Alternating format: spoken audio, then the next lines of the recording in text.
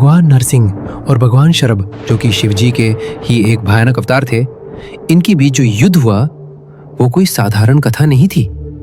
ये एक पुरानी दिव्य गाथा है जिसका वर्णन हमें शिव पुराण में मिलता है।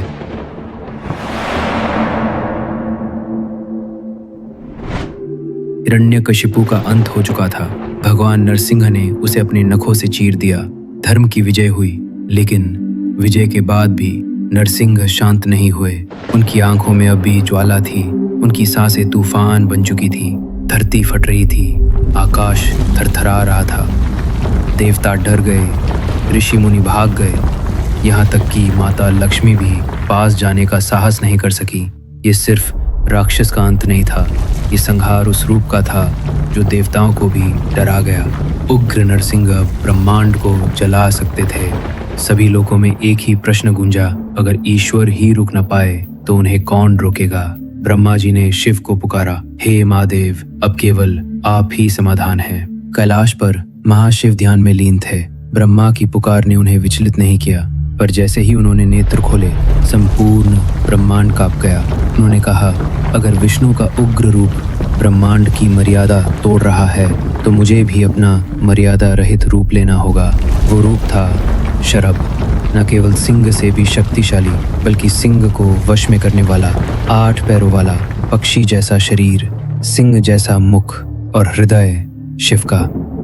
शरभ के रूप में शिव ब्रह्मांड में उतरते हैं, एक उल्कापिंड की तरह आकाश से गिरते हुए। नरसिंह गरजते हैं, कौन है जो मुझे रोकने आया है? शरभ कुछ नहीं कहते, वे केवल आगे बढ़ते हैं और फिर 2 ब्रह्म शक्तियां टकराती हैं। न अस्त्र न शस्त्र, सिर्फ ऊर्जा जो अग्नि से भी तेज और आकाश से भी गहरी थी।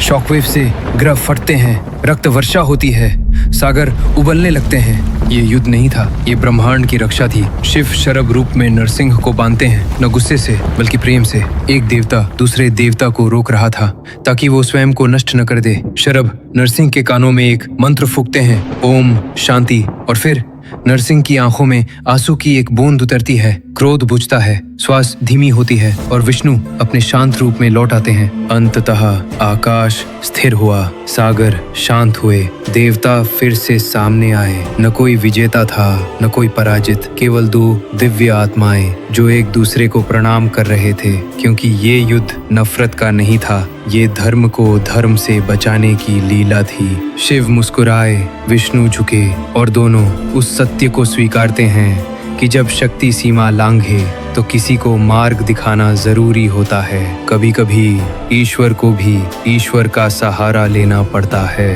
क्योंकि जब शक्ति विवेक से अलग हो जाए तब शिव मार्ग दिखाते हैं।